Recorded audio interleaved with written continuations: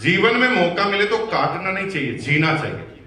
देखिए इस सिस्टम में, इस अभियान में आप आएंगे कि नहीं आएंगे, संशय है, क्वेश्चन मार्क, पता नहीं क्या होगा, आप करेंगे कि नहीं करेंगे, कामयाब होंगे कि नहीं होंगे, मुझे कुछ भी पता नहीं है और मैं कोई गारंटी देने के लिए नहीं आया।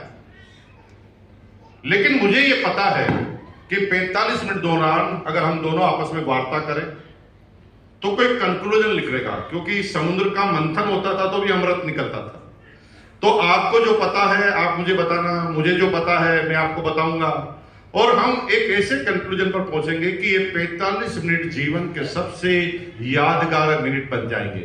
हम अपने जीवन के संस्मरण को जब भी याद करेंगे तो ये 45 मिनट का जिक्र हम जरूर करेंगे कि मैं एक ऐसी मीटिंग में गया था, वहां पर ये हुआ था। और वो कभी याद रहेगा जब हम महसूस करेंगे आत्मा से, पांचों सेंसर से। हमारे शरीर के 5 सेंसर है, त्वचा, आंखें, कान, जबान, नाक, ये सारे सेंसर। इससे हम महसूस करेंगे तो जिंदगी भर याद रह जाएगा। 9/11 एक अटैक हुआ, 9/11 का एक अटैक हुआ। अब मुझे बताओ 9/11 का जब अटैक हुआ था तब आप क्या कर रहे थे? 99.99% लोगों को पता नहीं कि वो क्या कर रहे थे। लेकिन उस बिल्डिंग के हमले के दौरान पास वाली बिल्डिंग में जो बैठा था और उसकी आंखों के सामने जब वो हुआ था, जब उन्होंने 5 इंद्रियों से उसको महसूस किया था, मरते दम तक उसे याद रहेगा। उसे कभी भी पूछ लो जब भाई 9/11 का अटैक हुआ था तो क्या कर रहा था? अरे खाना खा रहा था, खाना। वो क्यों होता है? क्योंकि उन सारी इंद्रियों के साथ उस पूरे चीजों को उसने महसूस किया। तो 45 मिनट हम यहां पर रहने वाले हैं। ये 45 मिनट वैसे जीवन में कई बार गए हैं, हो सकता है आज भी जाएंगे, लेकिन इन 45 मिनट को यादगार मिनट हम बनाएंगे। और यादगार मिनट तब बनाएंगे जब अंदर से थोड़ा सा खाली हो जाएंगे, ईगो को खत्म कर देंगे। मुकेश कोठारी कोई गुरु नहीं है कि आज आपको कुछ समझा देगा। अगर आप में से कुछ लोग सोच रहे होंगे यार मैं तो इससे ज्यादा पढ़ा लिखा हूं, मैं तो डॉक्टर हूं, इंजीनियर हूं, चार्टर्ड हूं, मेरे को ये क्या समझाएगा? तो मैं कुछ समझाने आया भी नहीं भैया, और मैं कुछ समझा सकता भी नहीं भैया।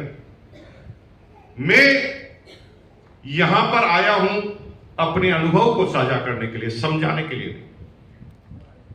आप में से हर व्यक्ति मेरा गुरु है और मैं सबसे सीखता हूं और मैं सीखता आया हूं। अभी मैं और ड्राइवर साहब हम आ रहे थे यहां पर उदयपुर, तो उदयपुर के अंदर घुसते ही मैंने एक नजारा देखा। नजारा क्या था? एक आदमी फुल दारू पी के टन और पुलिस वाले को डरा रहा और पुलिस वाला डर रहा। रूल क्या है? जब आपका डर निकलता है तो दुनिया आपसे डरना चालू कर देती है। पहली चीज मैंने सीखी, क्या सीखी? कि जब आपका डर निकलता है तो दुनिया आपसे डरना चालू कर देती है। पॉइंट नंबर 2, जब वो दारू पीकर इधर उधर दौड़ रहा था तो मुझे लगा कि मेरी नई वाली गाड़ी पर गिरेगा। अभी नई गाड़ी में शोरूम से निकलवा के लाया हूं उदयपुर वालों को दिखाने के लिए, है ना। दिखाने के लिए मतलब ये नहीं कि आपने उदयपुर कभी गाड़ी नहीं देखी। मैं ये दिखाने के लिए लाया हूं कि मुकेश कोठारी 750 रुपए की नौकरी चालू कर आज हर साल इसे मजबूरी के साथ गाड़ी को परचेज करना पड़ता है, शौक से नहीं। चार्टर्ड अकाउंटेंट फोन करता है, भाई साहब गाड़ी ले लो नहीं तो टैक्स ज्यादा लगेगा। अब देखो आपका और मेरे सिस्टम में थोड़ा अंतर है। आप प्लानिंग करके लेते हो, हम बिना प्लानिंग के लेना पड़ता है क्योंकि चार्टर्ड अकाउंटेंट कहता है कि टैक्स ज्यादा लगेगा। तो वो शराबी जब दौड़ रहा था तो मुझे लगा कि मेरी नई गाड़ी पे गिरेगा, लेकिन ऐसा नहीं हुआ। पास में एक बड़ा नाला था, उसमें जाके गिरा। आवाज आई छपाक। तभी मैंने ड्राइवर साहब को बोला गाड़ी रोको, गुरुजी मिल गए। क्या बोला? मैंने कहा गाड़ी रोको, गुरुजी मिल गए। उन्होंने कहा कहां गुरुजी? मैंने कहा वो नाले में विराजमान, वो हमारे गुरुजी। वो कुछ सोचने लगा, तब तक में हम गुरुजी के पास चले गए। गुरुजी को निकालने का बिल्कुल प्रयत्न नहीं किया। हमने गुरुजी को दूर से ही सलाम किया, सलूट किया, और मैंने कहा गुरुजी आज आपने हमें डेमो करके बता दिया कि तू पिएगा तो तेरा भी यही हाल होगा। काम कर रहे ना आप, गलतफहमी के शिकार हैं कि आप परफेक्ट हैं, क्योंकि आपने उससे ऊपर की बात सीखी ही नहीं। तो 29 ईयर तक मैं रगड़ रहा था पेस्ट और ब्रश लेकर। मेरी डॉटर नई स्कूल में जाना चालू हुई थी, प्ले ग्रुप पे शुरुआत की थी उसने, और प्ले ग्रुप पे शुरुआत हुई तो वो कुछ सीख कर आई और मुझे संडे के दिन पेस्ट करते हुए देख रही। उसने कहा डैडी इतने बड़े हो गए पेस्ट करना नहीं आता। मुझे थोड़ा गुस्सा आया, ईगो थोड़ा भड़क गया। मैंने कहा ये 3 सी लड़की मुझे सिखाएगी पेस्ट कैसे करना। 29 ईयर से कर रहा हूं और मुझे सब पता है, पूरी दुनिया के बारे में जानता हूं पेस्ट कैसे होता है। मैंने कहा इतनी छोटी सी है, तू मुझे सिखाएगी? वो कहा हाँ। बच्चे तो बच्चे। मैंने कहा सिखा। वो कहा आपके मसूड़े ऊपर नीचे हैं, दांतों की लाइन सीधी है और आप ब्रश को यूं यूं घुमा रहे हैं।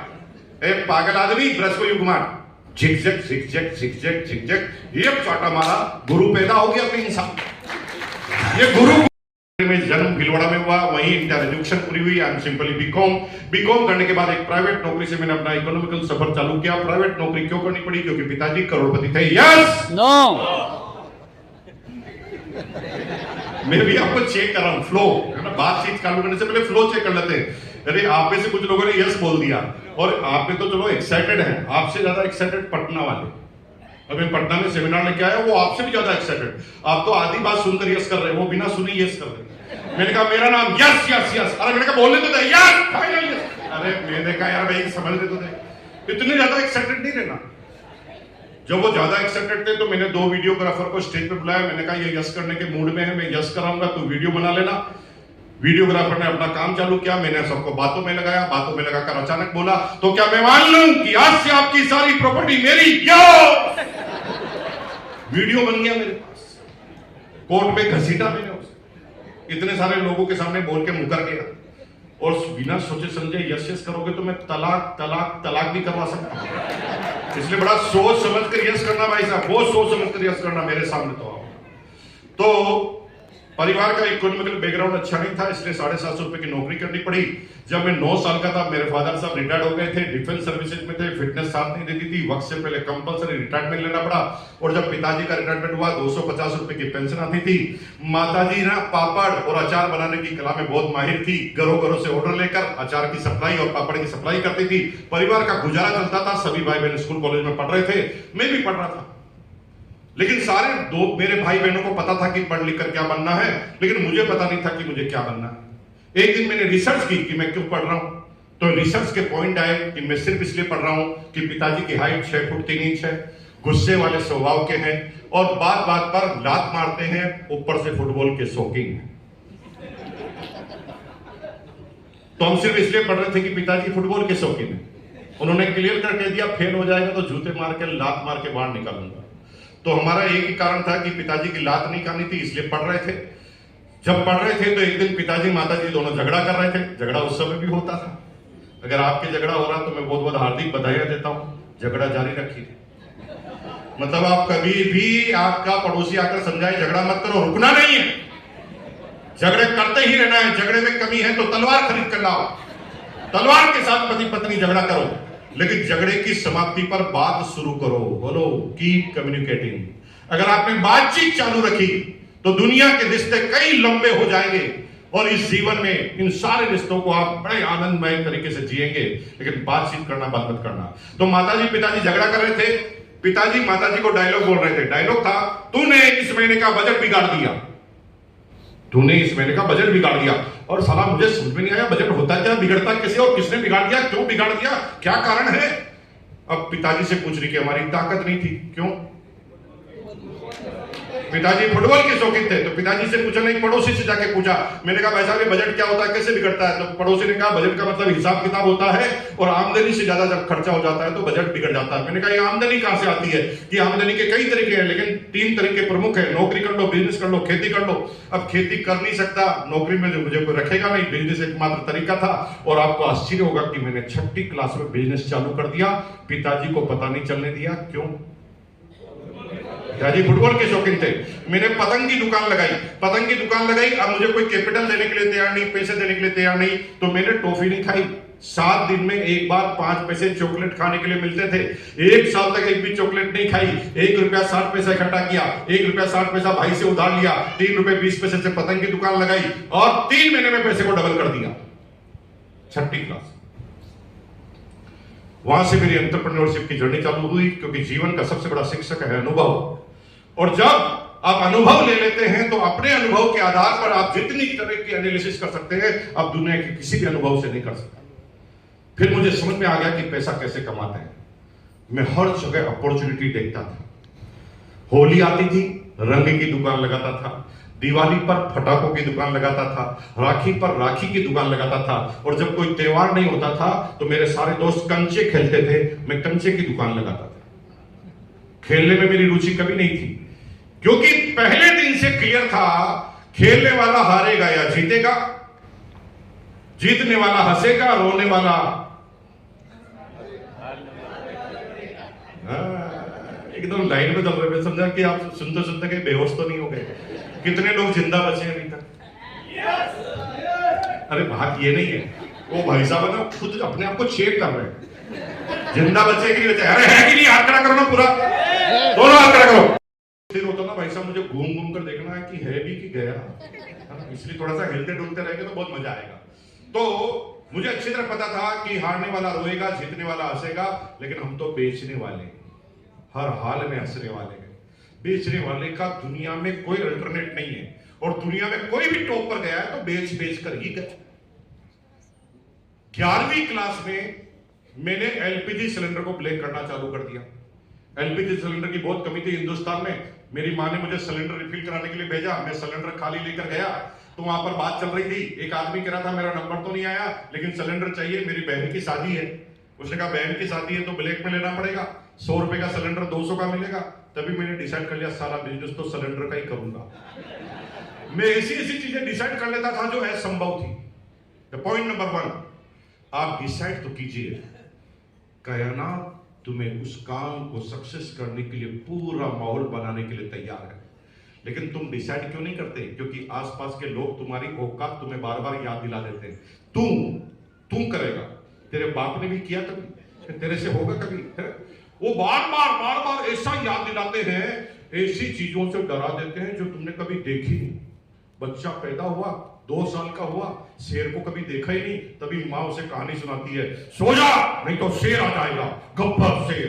और बाप रे, शेर को तो देखा ही नहीं अभी तक, तू शेर से पहले डरना चालू। और जीवन में इन अनुभव की वजह से हम अपने कई काम को रोक देते हैं। मैं सिर्फ एक प्रश्न करना चाहता हूं आपसे, दुनिया में किसी भी एक ऐसे व्यक्ति के नाम को मुझे याद कराओ जो 5वीं पीढ़ी में आ गया है और फिर भी आपका नाम याद है, या फिर भी उसका नाम आपको याद है। अरे 5वीं पीढ़ी में तो आपके दादाजी का नाम आपको याद नहीं है। अभी आपसे बोलूंगा पिताजी का नाम बता दोगे, दादाजी का नाम बता दोगे, दादाजी के पिताजी का नाम कुछ लोग बता देंगे, लेकिन दादाजी के दादाजी का नाम 90% फेल। कितने एहसान फरामोश हैं आप, जिसकी वजह से आप हैं उसी को भूल गए।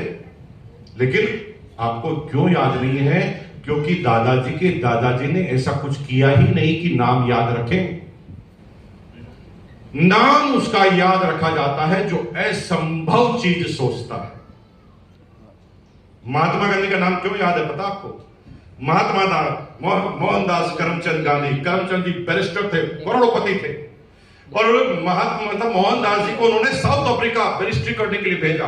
उस समय वो फर्स्ट क्लास के डब्बे में यात्रा करते थे, फर्स्ट क्लास के डब्बे में।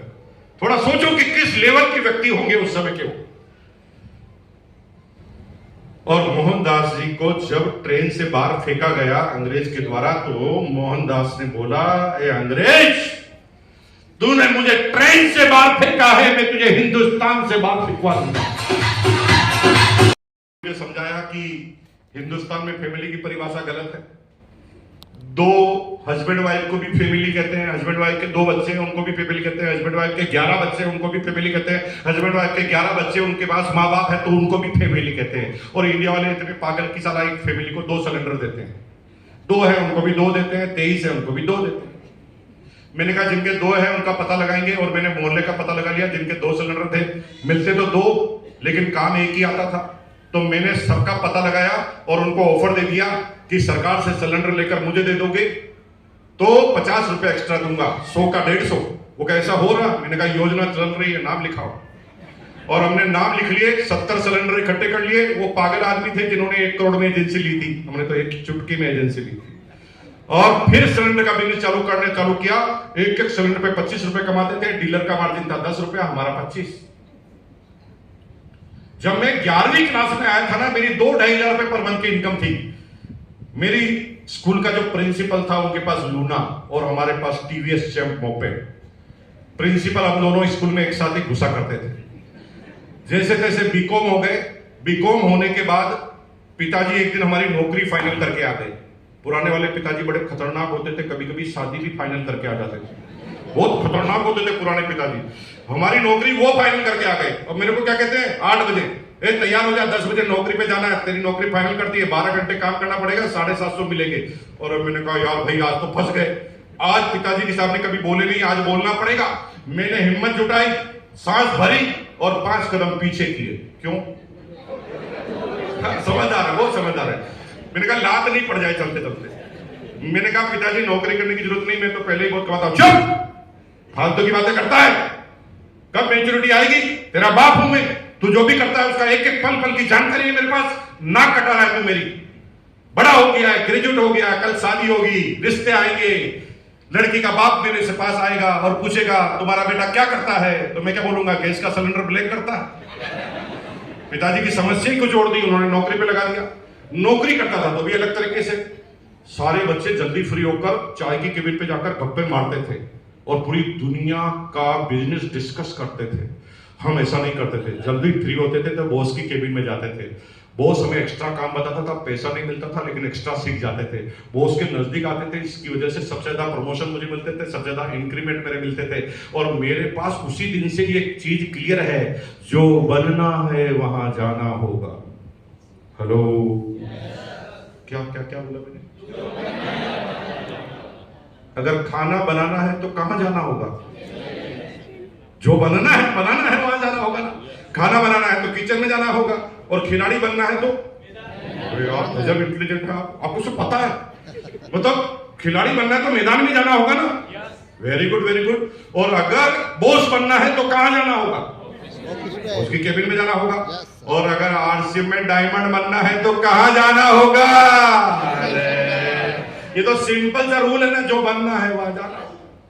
लेकिन बनना तो तुम्हें कामयाब है और रहते हो चौराहे पर, जो जहां पर सारे नाकामयाब लोग। तो तुम जो बनना चाहते हो नहीं बन पाओगे, जो बनना है वहां जाना होगा। और हुआ यही। 97 में मेरी सैलरी हो गई थी 13,000 बेसिक। 97 में टीचर की बेसिक सैलरी 3,000, कलेक्टर की बेसिक सैलरी 12,000। तब मैं 13,000 रुपए पर मंथ कमाता था। सारा मैं तो साफ बन गए। घमंड आ गया, ईगो आ गया, ईगो से चूर। मैं अपने पिताजी को कुछ नहीं समझता। मुझे लगता था कि पिताजी में मेरे से कम दिमाग है। इस तरह की भावना से, दुर्भर भावना से मैं जी रहा था। अपने आप को कामयाब इंसानों की श्रेणी में रखता था। पिताजी खुश, माँ बाप खुश, बीवी खुश, सब कुछ ठीक ही चल रहा था। लेकिन मैं इस सिस्टम में कैसे आया? The now seminar is start. कुछ लोग मुस्कुरा रहे हैं, अब तक क्या कर रहा था? अभी तक तो कहानी सुना रहा था, काम की बात थोड़ी बताई है, वो अब चालू कर रहा हूं। ये इतनी बकवास 20 मिनट मैंने क्यों की पता है? क्योंकि अभी मैं पटना में गया दिलीप जी, तो मुझे पटना में गया तो आरसी में क्या 15-20 मिनट से ज्यादा की बात ही नहीं है, तो मैंने 15 मिनट में समझा दिया, सबको समझ में भी आ गया। लेकिन सीनियर लीडर बाहर आए और उन्होंने कहा सर समझ में तो आ गया लेकिन पैसा पूरा वसूल नहीं हुआ, क्योंकि 15 मिनट ही बोले, इसलिए मैं ज्यादा बोला, टाइम पास कर रहा था। बाकी 15 मिनट से ज्यादा की कोई बात नहीं है आरसी के अंदर, क्या बताएंगे इससे ज्यादा कुछ है। अब क्या हुआ, मेरी कंपनी में मेरे बॉस ने डायरेक्ट सेलिंग में पहले बार कदम रखा। आप में से कोई मुझे बुलाता तो मैं आता ही नहीं, लेकिन मुझे अच्छी तरह पता था कि बॉस को मना करना मेरे बस की बात नहीं है। द गॉड प्लानिंग, अगर आप यहां पहुंचे हैं ना, द गॉड प्लानिंग, इस अल्लाह ताला, इस भगवान की इच्छा के बगैर इस धरती से पत्ता भी नहीं हिल सकता, पत्ता भी। और अगर पत्ता भी नहीं हिल सकता तो आप कैसे हिलकर आ गए यहां पर? The God plan. एक बंदा आया था जो मैसेंजर ऑफ गॉड, जो तुम्हें यहां लेकर आया है। कुछ जीजा अपने सालियों को पकड़कर लाए हैं, कुछ सालियां अपने जीजों को पकड़ कर लाई है, कुछ अपने पुराने दोस्तों को पकड़ लाए हैं, कुछ लोगों को झूठ बोलकर लाया गया है, कुछ लोगों को बोला कि 15 मिनट में फ्री हो जाएंगे, कुछ लोगों को बोला कि शाम को खाना खिलाएंगे, कुछ लोगों को बोला कि मंदिर में दर्शन करा के लाएंगे, और कैसे भी करके यहां पर आपको बिठाया गया। और कुछ लोगों की शक्ल भी बता रही है कि इनको किडनैप करके लाया गया, बेचारों को आना नहीं चाहते। लेकिन भगवान ने आज भांडा नहीं फूटने दिया। द प्लानिंग ऑफ गॉड, भगवान ने तुम्हें यहां पर बैठा दिया। ये भगवान की प्लानिंग है। और मेरी प्लानिंग क्या थी, आप में से कोई बुलाता तो जाता ही नहीं। मेरे बॉस ने मुझे बुलाया, मेरे जाने का मन तो नहीं था, लेकिन मना करने की ताकत नहीं थी। और मैं पहले सेमिनार में गया और पहली आरसीएफ की मीटिंग में जाने के बाद मुझे कुछ समझ में नहीं आया, कुछ भी समझ नहीं आया। फिर भी मैंने आरसीएम की एक किट ली। उस समय सिस्टम को ज्वाइन करने के लिए 3 जोड़ी कपड़े कंपल्सन के साथ लेने पड़ते थे। उस समय कोई गवर्नमेंट ऑफ इंडिया का कानून नहीं था डायरेक्ट सेलिंग पर। अभी डायरेक्ट सेलिंग पर गवर्नमेंट ऑफ इंडिया के कानून बन चुके हैं। अब कोई जज भी बनेगा तो डायरेक्ट सेलिंग समझकर ही बन सकता है। अब कोई आईएएस अफसर भी बनेगा तो डायरेक्ट सेलिंग समझकर ही बन सकता था। लेकिन मैंने जब ज्वाइन किया था तो डायरेक्ट सेलिंग पे कोई कानून नहीं था। एक मनी सर्कुलेशन की चिट फंड की कंपनियां भी डायरेक्ट सेलिंग कहती थे, और जो डायरेक्ट सेलिंग का काम करते थे उनको भी डायरेक्ट सेलिंग करते थे। जो उल्लू बनाने का, टोपी बनाने का काम करते थे, उनके साथ हमारी तुलना होती थी और कोई डिफरेंशिएशन करने का कोई तरीका नहीं था पूरी दुनिया के पास। कभी पुलिस वाला गर्दन पर हाथ डाल देता था और हम उसे समझाते रहते थे, लेकिन वो एक ही बात कहता था, ये भी आदमी जोड़ता है, तुम भी आदमी जोड़ते हो, दोनों सेम ही तो है। लेकिन वो भूल जाता था कि हम क्या समझाना है। हमने युद्ध लड़ा, पूरे जंतर मंतर से लगाकर पूरे इंडिया में आंदोलन किए। उसका नतीजा था कि डायरेक्ट सेलिंग पर एक कानून बना और अब डायरेक्ट सेलिंग को क्लियर कट समझा जा सकता है कि डायरेक्ट सेलिंग क्या है और मनी सर्कुलेशन स्कीम क्या है। जब भी कोई आदमी तुम्हें भविष्य के सपने दिखाए, जैसे तुम मुझे 5,000 दो, मैं तुम्हें भविष्य में 10,000 दूंगा, समझ लो पूरा फ्रॉड है। That is money circulation. Direct selling क्या है, तुम 10 रुपया भी दो तो 10 रुपए का प्रोडक्ट उस समय मिलना चाहिए और उस समय आपको उसका पक्का बिल भी मिलना चाहिए। और जिन भी प्रोडक्ट बेस्ड कंपनी की बात आती है, इनको डिफरेंशिएट करके डायरेक्ट सेलिंग की गाइडलाइन बनी। लेकिन मैंने जब गाइडलाइन नहीं बनी थी तब चालू किया था, आरसीएफ को ज्वाइन करने के लिए 3 जोड़ी कपड़े लेने पड़ते थे। मैं कपड़े बनाने वाली कंपनी में काम करता था, मार्केटिंग एग्जीक्यूटिव, कपड़े बेचता था। जीवन में 7 साल मैंने कपड़े बेच दिए और आज मेरे बॉस ने मुझे कहा ज्वाइन कर ले। अब मैं मना करूं तो इंक्रीमेंट का समय टाइम आने वाला, ये नाराज हो जाएगा। मैंने 3 जोड़ी कपड़े ले लिए, मुझे पता ही नहीं था कि क्या होने वाला है। गोल्ड प्लानिंग चल रही थी। 3 जोड़ी कपड़े ले लिए और कपड़े लेने के बाद मैंने सोचा कि अब चलो बॉस बार बार परेशान नहीं करेगा, अब बॉस बार बार परेशान नहीं करेगा। लेकिन मुझे गलत फहमी थी। मुझे अब पता चला कि कपड़े लेने से कहानी खत्म नहीं होती, शुरू होती। जो ही मैंने किट ली, मेरा बॉस ऐसे रिएक्ट करने लगा जैसे मेरी प्रेमिका। पहले तो वो 15-20 दिन में एक बार मेरे पास आता था, लेकिन मैंने किट लेने के बाद भाई साहब घूमते फिरते मेरे पास आता और मेरे कंधे पर रखकर कहता, और मुकेश कुछ करता क्यों नहीं? और मैंने कहा इसको क्या हो गया रे भाई ये किट लेने के बाद? वो इतना झेलता था। जब भी आता था मुझे क्या कहता, गांव की सबसे बड़ी गाड़ी तुम्हारी होगी, गांव का सबसे बड़ा बंगला तुम्हारा होगा। इसीलिए आज रात को 8 बजे मेवाड़ चैंबर ऑफ कॉमर्स में एक मीटिंग रखी गई है। बड़े बड़े लीडर आ रहे हैं, 20 रुपए का एक टिकट है और मैं 2 टिकट अपनी अपलाइन से छीन कर लाया हूं, क्योंकि मुझे पता है कोई जाए ना जाए 2 जरूर जाएंगे, एक तुम एक मैं। चलेगा ना? मैंने कहा ये कैसा इन्विटेशन है यार, के समान होता है। हर आदमी का जीवन एक बोतल के समान। सब लोग रोज कमाते हैं और बोतल में डालते हैं, जिसे हम सैलरी कहते हैं या जिसे हम प्रॉफिट कहते हैं दुकान का। रोज कमाते हैं, बोतल में डालते हैं, यही होता। ये बोतल को भरने का प्रयास करते हैं। बोतल का भरने का मतलब है अमीर व्यक्ति। बोतल का भरने का मतलब क्या है? अमीर व्यक्ति। और इस बोतल को हर व्यक्ति भरने की कोशिश करता है, अपनी ताकत से ज्यादा काम करता है, सोचता है कि एक दिन बोतल भर जाए और वो करोड़पति बन जाए।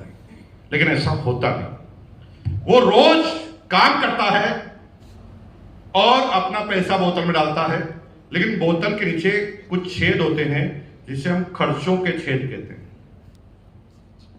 खर्चों के छेद, द होल ऑफ एक्सपेंसेस।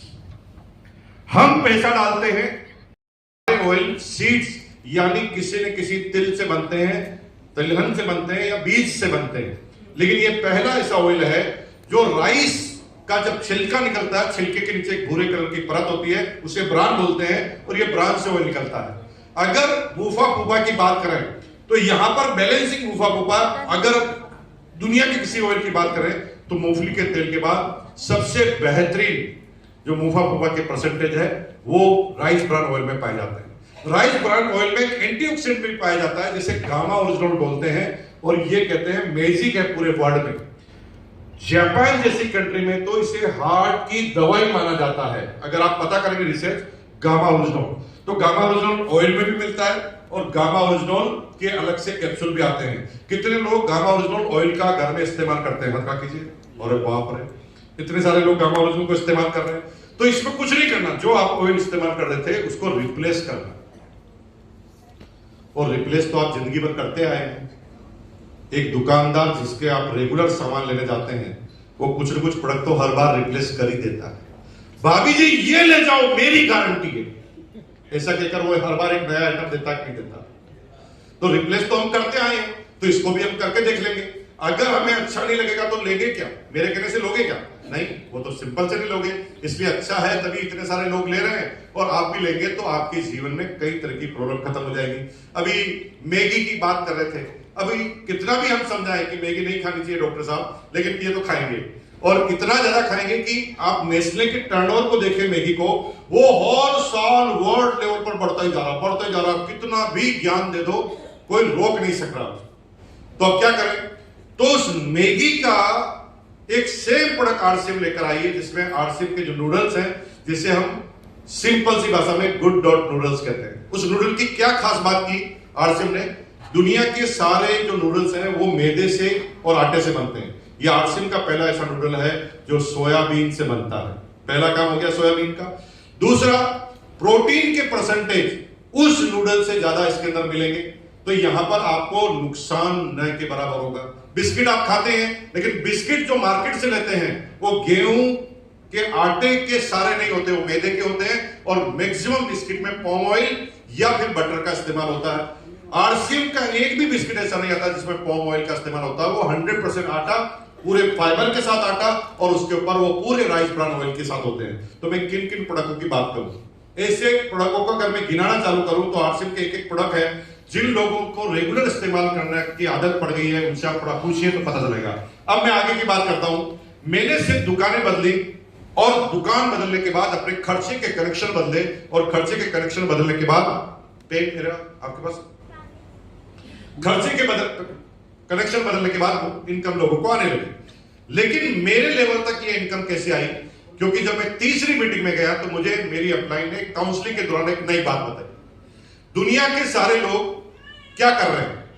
दुनिया के सारे लोग एक कुआं है, यानी कार्यस्थल है, जहां पर जाते हैं रोज रूटीन के साथ, और एक रस्सी डालकर कुएं में बाल्टी डालते हैं, और बाल्टी भरकर शाम को लेकर आते हैं। ये बाल्टी में जो पानी है, इसको थोड़ा समझ लीजिए इनकम। बाल्टी का मतलब कार्य क्षेत्र, और आप रोज जाते हैं अपने कार्य क्षेत्र पर और बाल्टी डालते हैं, और रोज बाल्टी को खींचकर लेकर आते हैं। ऐसा ही कर रहे हैं। अब किसकी बाल्टी ज्यादा बड़ी, उसका ज्यादा पैसा, यानी जिसकी योग्यता ज्यादा है बाल्टी की, तो जो इसकी बड़ी बाल्टी है वो ज्यादा पैसा लेकर आता है। जिसकी 500 रुपए की बाल्टी है वो 500 रुपए लेकर आता है। दुनिया के 99.5% लोग यही काम करते हैं। अब आश्चर्य की बात सुनना, दुनिया के 0.5% लोग ये काम बिल्कुल नहीं करते, और उनके पास कितनी प्रॉपर्टी है? पूरी दुनिया की जितनी भी प्रॉपर्टी है उसका 50% भाग केवल इन 0.5 के पास, और वो बिल्कुल भी ये काम नहीं करते। तो फिर क्या सब लोग पागल हैं? ये 0.5 वाला काम क्यों नहीं करते? क्योंकि ये काम थोड़ा अलग है, हटकर है, ये समझ में नहीं आता, इससे मनोरंजन नहीं होता। ये काम में मनोरंजन होता है, रोज जाता है, रोज का रोज पैसा आता है, आंखें चकाचौंध रहती है, इससे आदमी बोर नहीं होता, और इस वजह से इसे कुछ पेशेंस रखने की जरूरत नहीं है। इसलिए किसी को नौकरी करने के लिए कहो तो 10 लाख रुपए रिश्वत देने के लिए तैयार है, 20 लाख रुपए रिश्वत देने के लिए तैयार है, उल्टे पुल्टे काम करने के लिए तैयार है, लेकिन वो इसी काम को करता है। अब दुनिया के 0.5% लोग क्या काम करते हैं, उस पर बात कर रहे हैं।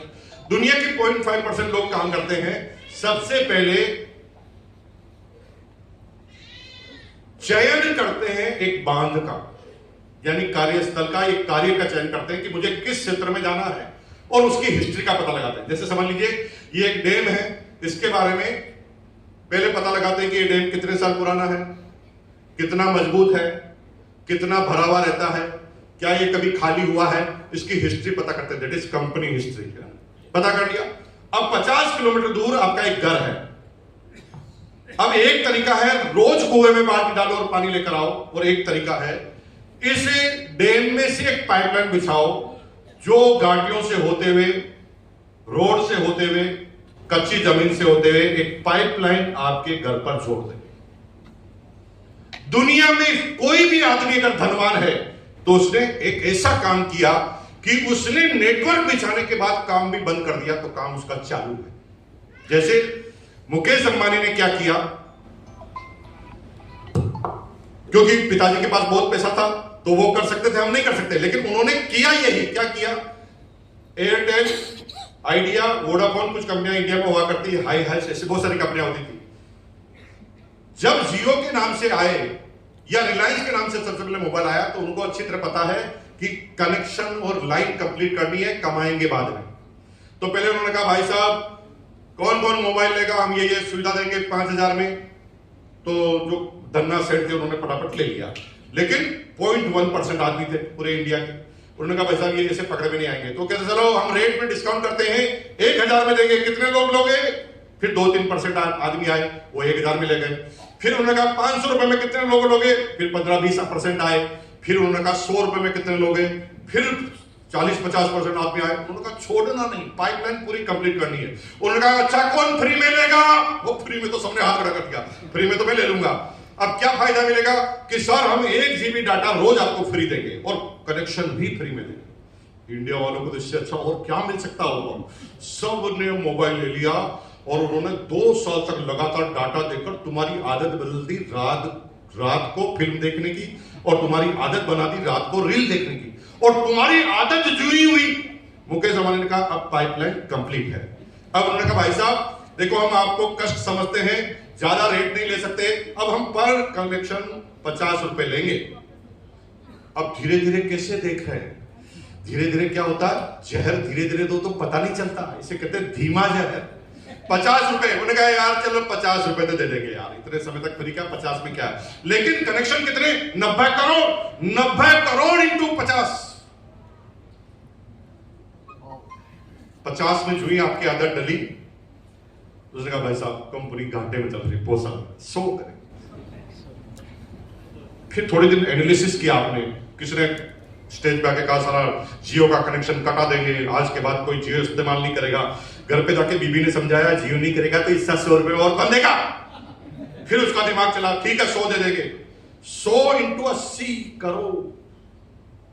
और अभी पर कनेक्शन रेवेन्यू है जियो का 225 रुपए। अब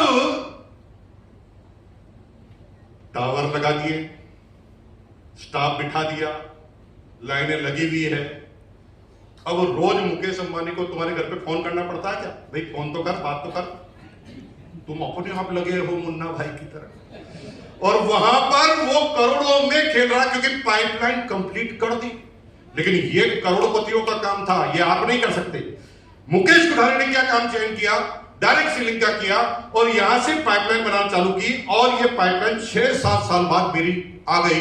और जब ये पाइपलाइन यहां आ गई, 6 साल तक एक भी नहीं आया पानी, लेकिन 6 साल बाद आने लगा ना पानी, तो फिर कुछ करने की जरूरत ही नहीं। बस हम नल को पकड़ते और सुबह नल खोलते, पानी आ जाता। क्या करते थे, क्या करते थे? करो देखो, नल पकड़ो सब लोग। देखो मैंने आपको कहा मजा लेकर जाएंगे यार भाई साहब, ऐसे पकड़ो मत आप सब लोग, नल को पकड़ो, नल को पकड़ो ऐसे यार सब। देखो भाई आंटी आप नहीं कर रहे, देखो नल पकड़ना है, नल पकड़ो ऐसे पकड़ो, बोलो बस। आजकल हम यही काम करते हैं। और भैया 6 साल तक तो पानी लिमिटेड आता था, है ना, 2-4 घंटे ही आता था, तो बार बार खोलना पड़ता था। अब अनलिमिटेड आता है। अब हमने यहां पर टूटी ही हटा दी, अब पानी चलता करो